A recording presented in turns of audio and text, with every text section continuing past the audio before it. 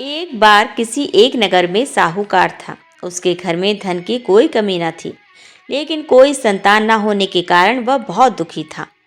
संतान प्राप्ति के लिए वह हर सोमवार को व्रत रखता था और पूरी श्रद्धा के साथ शिव मंदिर जाकर भगवान शिव और माता पार्वती की पूजा किया करता था। उसकी भक्ति देखकर एक दिन माँ पार्वती प्रसन्न होकर भगवान शिव से साहूकार की मनोकामना पूर्ण करने का निवेदन करती हैं। पार्वती जी के आग्रह पर भगवान शिव ने कहा कि हे पार्वती, इस संसार में हर प्राणी को उसके कर्मों का फल मिलता है और जिसके भाग्य में जो हो उसे भोगना ही पड़ता है। लेकिन पार्वती जी ने साहूकार की भक्ति देखकर उसकी मनोकामना पूर्ण करने की इच्छा व्यक्त की। माता पार्वती के आग्रह पर शिव जी ने साहूकार को पुत्र प्राप्ति का वरदान तो दिया, लेकिन उन्होंने बताया कि यह बालक 12 वर्ष तक ही जीवित रहेगा। माता पार्वती और भगवान शिव की बातचीत को सुनकर साहूकार चुप रहा। इसीलिए उसे ना तो इस बात की खुशी थी और ना ही दुख। वह पहले की भांति शिव जी की पूजा करता रहा। कुछ समय के बाद साहूकार की पत्नी ने एक पुत्र को जन्म दिया। जब वो बालक 11 वर्ष का हुआ तो उसे पढ़ने के लिए काशी भेज दिया गया। साहूकार ने पुत्र के मामा को बुलाकर उसे बहुत सारा धन देते हुए कहा कि तुम इस बालक को काशी विद्या प्राप्ति के लिए ले जाओ। तुम लोग रास्ते में यज्ञ कराते जाना और ब्राह्मणों को भोजन दक्षिणा देते हुए जाना। दोनों मामा भांजे इसी तरह यज्ञ कराते और ब्राह्मणों को दान दक्षिणा देते काशी नगरी निकल पड़े। इस दौरान रात में एक नगर पड़ा, जहां नगर के राजा की कन्या का विवाह था। लेकिन जिस राजकुमार से उसका विवाह होने वाला था वह एक आंख से काना था। राजकुमार के पिता ने अपने पुत्र के काना होने की बात को छुपाने के लिए सोचा, क्यों ना उसने साहूकार के पुत्र को दूल्हा बनाकर राजकुमारी से विवाह करा दूं। विवाह के बाद उसको धन देकर विदा कर दूंगा और राजकुमारी को अपने नगर ले जाऊंगा। लड़के को दूल्हे के वस्त्र पहनाकर राजकुमारी से विवाह करा दिया गया। साहूकार का पुत्र ईमानदार था, उसे यह बात सही नहीं लगी। इसीलिए उसने अवसर पाकर राजकुमारी के दुपट्टे पर लिखा कि तुम्हारा विवाह तो मेरे साथ हुआ है, लेकिन जिस राजकुमारी के संग तुम्हें भेजा जाएगा वह एक आंख से काना है। मैं तो काशी जी पढ़ने जा रहा हूँ। जब राजकुमारी ने चुन्नी पर लिखी बातें पढ़ी तो उसने अपने माता पिता को यह बात बताई। राजा ने अपनी पुत्री को विदा नहीं किया, फिर बारात वापस चली गई। दूसरी ओर साहूकार का लड़का और उसका मामा काशी पहुंचे और वहां जाकर उन्होंने यज्ञ किया। जिस दिन लड़का 12 साल का हुआ उस दिन भी यज्ञ का आयोजन था। लड़के ने अपने मामा से कहा कि मेरी तबीयत कुछ ठीक नहीं है। मामा ने कहा कि तुम अंदर जाकर आराम कर लो। शिव जी के वरदान के अनुसार कुछ ही देर में उस बालक के प्राण निकल गए। मृत भांजे को देख उसके मामा ने विलाप करना शुरू किया। संयोगवश उसी समय शिवजी और माता पार्वती उधर से जा रहे थे। पार्वती माता ने भोलेनाथ से कहा, स्वामी, मुझे इसके रोने के स्वर सहन नहीं हो रहा है। आप इस व्यक्ति को कष्ट से दूर करिए। यह शिवजी मृत बालक के समीप गए तो वह बोले कि यह उसी साहूकार का पुत्र है जिसने मैंने 12 वर्ष की आयु का वरदान दिया था। अब इसकी आयु पूरी हो चुकी है। लेकिन मातृभाव से विभोर माता पार्वती ने कहा कि हे महादेव, आप इस बालक को और आयु देने की कृपा करें, अन्यथा इसके वियोग में इसके माता पिता भी तड़प तड़प कर मर जाएंगे। माता पार्वती के पुनः आग्रह पर भगवान शिव ने उस लड़के को जीवित होने का वरदान दिया। शिव जी की कृपा से वह लड़का जीवित हो गया। शिक्षा पूरी करके लड़का मामा के साथ अपने नगर की ओर वापस चल दिया। दोनों चलते हुए उसी नगरी में पहुंचे जहां उसका विवाह हुआ था। उस नगर में भी उन्होंने यज्ञ का आयोजन किया।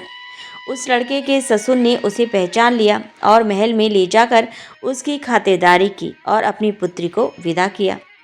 इधर साहूकार और उसकी पत्नी भूखे प्यासे रहकर बेटे की प्रतीक्षा कर रहे थे। उन्होंने पढ़कर रखा था कि यदि उन्हें अपने बेटे की मृत्यु का समाचार मिला तो वह भी प्राण त्याग देंगे, परंतु अपने बेटे के जीवित होने का समाचार पाकर वह बेहद प्रसन्न हुए। उसी रात भगवान शिव ने साहूकार के स्वप्न में आकर कहा, हे श्रेष्ठी, मैंने तेरे सोमवार के व्रत करने और व्रत कथा सुनने से प्रसन्न होकर तेरे पुत्र को लंबी आयु का वरदान दिया है। इसी प्रकार जो कोई सोमवार व्रत करता है या कथा सुनता और पढ़ता है उसके सभी दुख दूर होते हैं और सभी मनोकामनाएं पूरी होती हैं। बोलो भगवान शिव शंकर की जय, माँ पार्वती की जय। जय गणेश गिरिजा सुमन मंगल मूल सुजान, कहते अयोध्या दास तुम देहु अभय वरदान। जय गिरिजापति दीन दयाला, सदा करत संतन प्रतिपाला। बाल चंद्रमा सुहतनी के, कानन कुंडल नाकनी के। अंग कौर शिर गंग बहाए, मुंड माल तन छार लगाए। वस्त्र खाल पागांबर सोही, छवि को देख नाग मुनि मोही। मैना मात की हुए दुलारी, बाम अंग सोहत छवि न्यारी। कर त्रिशूल सोहत छवि भारी, करत सदा शत्रु क्षयकारी। नंदी गणेश सोहत है कैसे, सागर मध्य कमल हैं जैसे।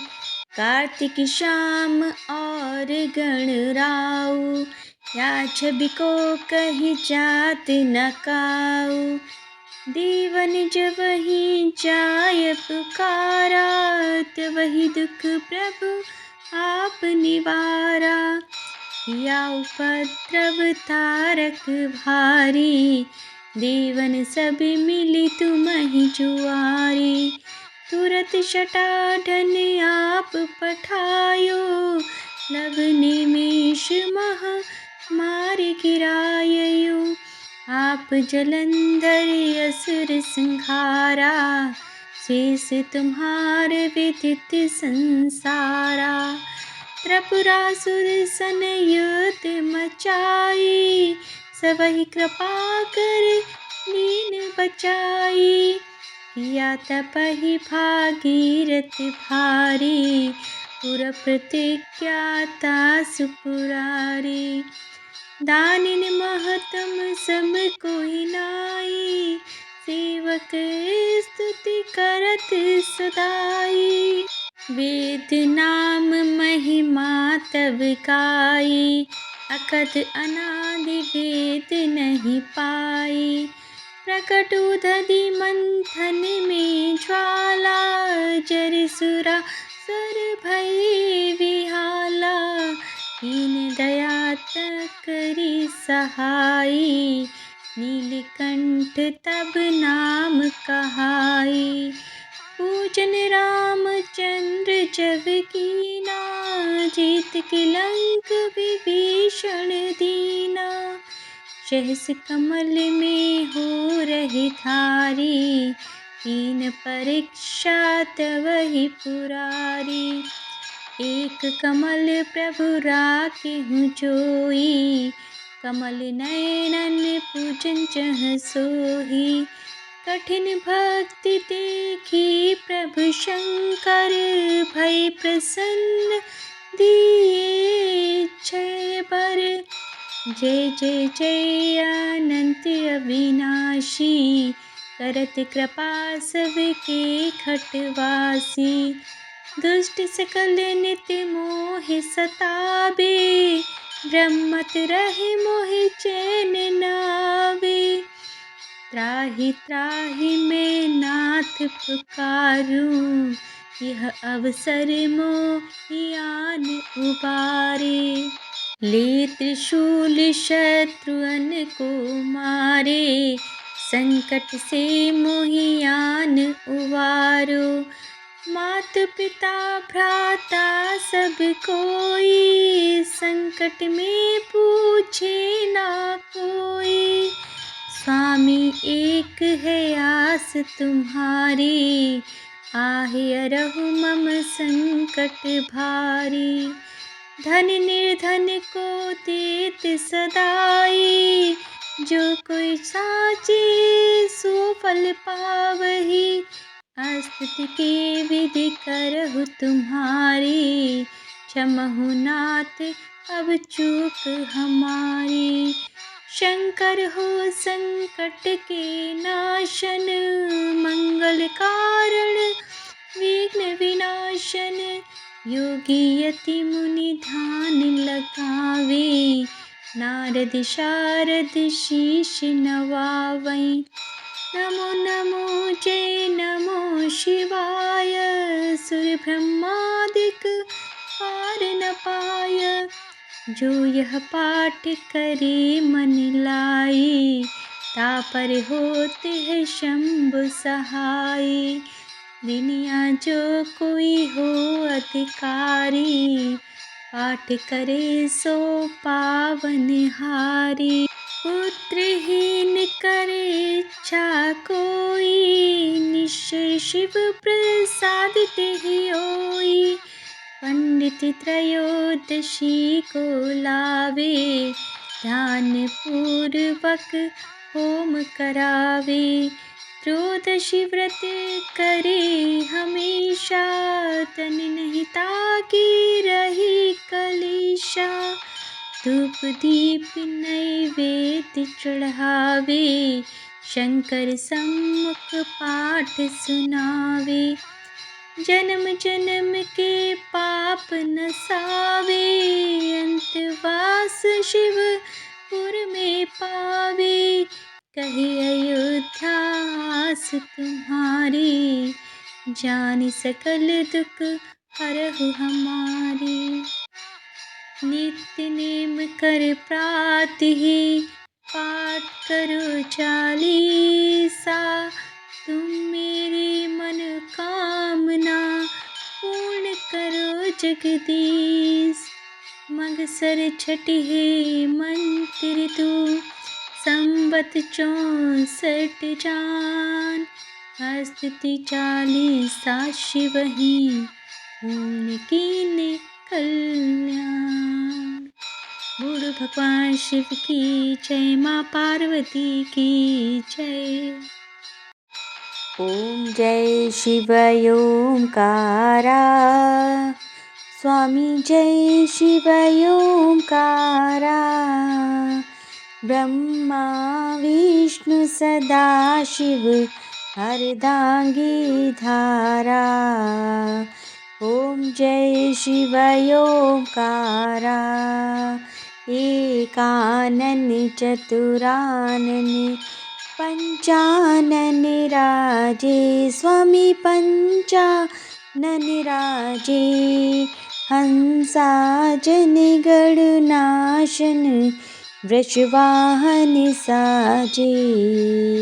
ओम जय शिव ओंकारा, दो भुज चार चतुर्भुज, 10 भुज अति सोहे। स्वामी 10 भुज अति सोहे, त्रिगुण रूप निरखता, त्रिभुवन जन मोहे।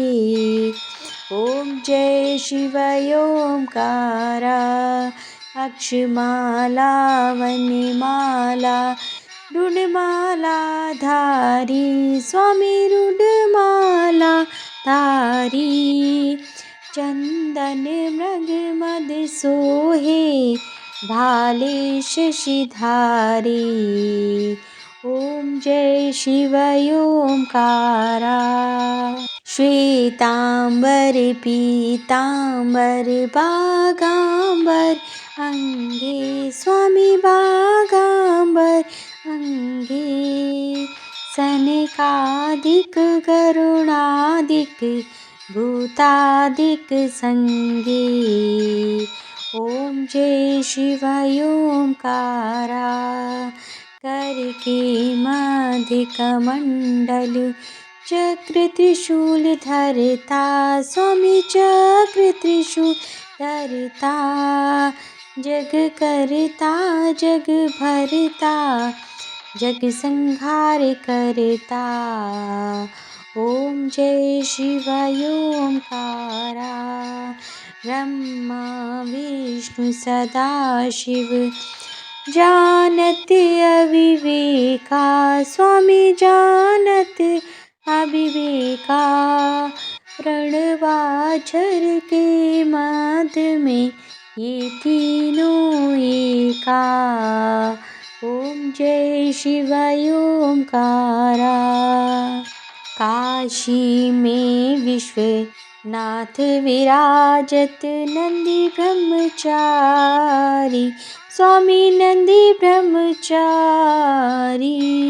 नित्य उठी भोग लगावत महिमाति भारी ओम जय शिवाय ओंकारा त्रिगुण शिव जी की आरती जो कोई नर गावे स्वामी प्रेम सहित गावे कहत शिवानंद स्वामी मन वांछित फल पावे ओम जय शिवाय ओंकारा ओम जय शिवाय ओंकारा स्वामी जय शिवाय ओंकारा ब्रह्मा विष्णु सदाशिव अर्धांगी धारा ओम जय शिवाय ओंकारा। बोलो भगवान शिव शंकर माँ पार्वती की जय।